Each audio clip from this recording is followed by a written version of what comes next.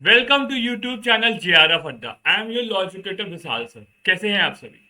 आज का वीडियो आप सभी यूजीसी नेट एस्पिरेंट्स के लिए है जिन्होंने इस बार ओनली पीएचडी या ओनली पीएचडी भी नहीं भी क्वालिफाई किया होगा। मोटिवेशन बहुत डाउन होगा और सोच रहे होंगे कहाँ से कैसे करें, कैसे रीस्टार्ट करें। और उन बच्चों के लिए भी जो नॉन एनएलयू स्टूडेंट्स हैं, क्योंकि एनएलयू स्टूडेंट्स तो अपने आप को समझते हैं we are very we have everything. But what about दोस्त who are not NLU student? तो क्या नॉट एनएलयू स्टूडेंट्स का नेट नहीं हो सकता है? तो ये मिथ तोड़ना और सारी इंफॉर्मेशन इस वीडियो में आप सभी को मिलेगी। ये वीडियो में एंड तक बने रहिएगा, बहुत सारी चीजें आप लोगों को मिलेंगी। आज की वीडियो में हमारी ऐसे ही एक स्टूडेंट रोशनी पाल जी हैं जिन्होंने इस बार अपना यूजीसी नेट क्वालिफाई किया था। तो पहले रोशनी पाल जी के बारे में थोड़ा सा ब्रीफ इंट्रो जानना चाहेंगे। Over to you Roshni ji. Thank you so much sir. ये आपकी ट्रू गाइडेंस और सपोर्ट की वजह से पॉसिबल नहीं था। सर, मेरा नाम रोशनी पाल है। मैंने अपनी एलएलबी मोदी यूनिवर्सिटी राजस्थान से की है और मेरी एलएलएम सीएसजेएमयू यूनिवर्सिटी कानपुर से हुआ है। मैंने 2023-2025 में अपनी एलएलएम कंप्लीट की।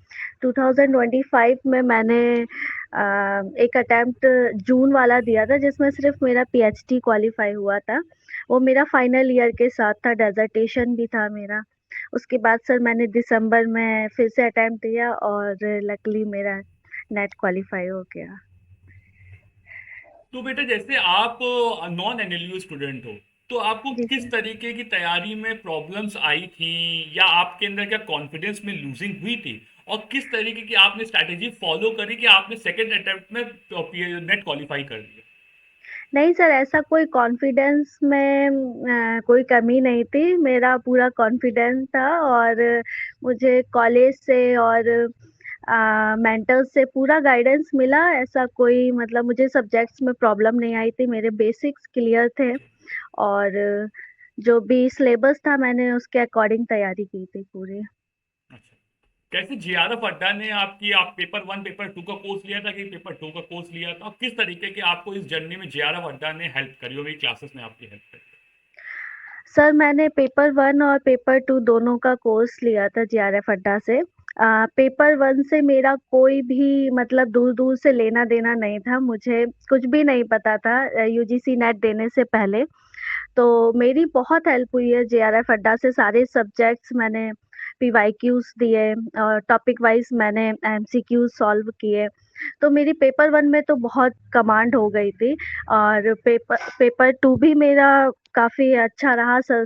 आपने जो भी कंटेंट दिया मैंने उसके नोट्स बनाए, नोट्स प्रिपेयर किए और सब्जेक्ट वाइज मैंने लैंडमार्क जजमेंट का भी प्रिपरेशन की थी। तो ओवरऑल अच्छा रहा था मेरा, काफ़ी हेल्प हुई थी।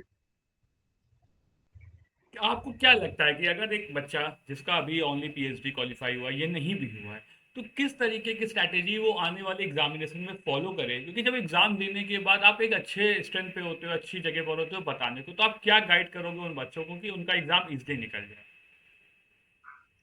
सर, पहले तो पीवाईक्यू एनालिसिस किया जाए, उसके बाद जो सिलेबस है आप सिलेबस लिख लें उसको पूरा और टॉपिक वाइज़ जो भी सब्जेक्ट वाइज़ है आप उसके नोट्स प्रिपेयर करें।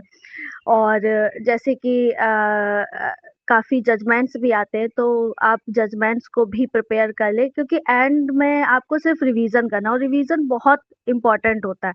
आप कम से कम 1-2 बार तो रिवीजन उसका कर ही लें और कोशिश करें कि अगर आपके पास टाइम है 3-4 मंथ का तो बेयर एक्ट थोड़ा-सा बेयर एक्ट को भी देखें जैसे आईपीआर हो गया, एनवायरनमेंट लॉ हो गया, कंपनी लॉ। इन सब के अगर आप बेयरक्स देखते हैं तो जैसे पहले का देखा गया ट्रेंड कि काफ़ी एमसीक्यूज जो हमने सॉल्व किए हैं उसमें बेयरक्ट भी डेफिनेशन वगैरह रहती है। तो मैंने बेयरक्ट भी फोकस किया था। हिंदू लॉ, फैमिली लॉ का हो गया, बीएनएस हो गया। तो सर हाँ, ऐसे ही आप प्रिपेयर कर सकते हैं उसको। तो बेटा पेपर वन वन की कितनी इंपॉर्टेंस है? क्योंकि मैंने भी ये देखा है एग्जामिनेशन में, चाहे आप जितना भी मेहनत कर लो, लॉ में 70-75% के ऊपर नहीं कर पाओगे। तो पेपर वन की क्या लगता है कि कहाँ तक इंपॉर्टेंस थी? आपको भी पेपर वन में कितने क्वेश्चन सही हुए थे?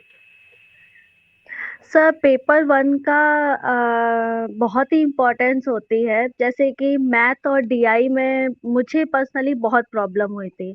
मेरा मैथ भी वीक है तो मोस्टली मेरे क्वेश्चंस डीआई और मैथ के रॉन्ग हो जाते थे। तो मैंने कोशिश किया है जो थ्योरी बेस्ड सब्जेक्ट थे, एनवायरनमेंट हो गया, हायर एजुकेशन हो गया, टीचिंग एप्टीट्यूड, रिसर्च, मैंने इन यूनिट्स पे ज़्यादा फोकस किया था। मैंने इनके नोट्स प्रिपेयर किए थे और कोशिश की थी कि मेरे एमसीक्यूज जो हैं मैं सॉल्व करती थी। वो जहाँ कमी रह रही है मैं उसको फिर दोबारा से करती थी कि ये टॉपिक मेरा गलत हो गया है। और पेपर वन की सर बहुत इंपॉर्टेंस रहती है, बिना पेपर वन के आप उसको क्वालिफाई नहीं कर सकते हैं नेट को। और बेटा आने वाले समय में क्या आप जीआरएफ के लिए ट्राई करोगे, क्या आपकी फर्दर स्ट्रैटेजी है, किस फील्ड में आप आगे बढ़ना चाहते हाँ सर, मेरी कोशिश है कि मैं जीआरएफ के लिए अभी आने वाले जो जून का अटेम्प्ट है वो दूंगी, और मैं एकेडमिक्स में अच्छा करने की कोशिश करूंगी जितना हो सकेगा सर। हो? और क्या आने वाले बच्चों को आप क्या मोटिवेशन शॉर्ट में देना चाहोगी, और क्या, क्योंकि बहुत बच्चे ऐसे जो जिनका भी नहीं क्वालिफाई हो पाया, दे आर इन बहुत सर, प्रॉब्लम, तो क्या उनको मोटिवेशन देना चाहोगे, क्योंकि आपने क्लियर किया और आप नॉट एन एलयू स्टूडेंट हैं, सबसे बड़ी बात। तो क्या आप कानपुर के स्टूडेंट जो आपको देख रहे होंगे उनके लिए क्या खास इंफॉर्मेशन आप लोग देंगे? मैं इतना ही कहूँगी सर कि फेलियर सबकी लाइफ में आते हैं, तो उससे डरना नहीं चाहिए और आपको बार-बार ट्राई करते रहना चाहिए, और आप अपनी स्ट्रैटेजी को बहुत अच्छे से मेंटेन कीजिए, कंसिस्टेंसी रखिए और मोटिवेटेड रह के डिमोटिवेटेड होने की ज़रूरत नहीं है, और एक ना एक दिन सक्सेस सबको मिल जाती है सर।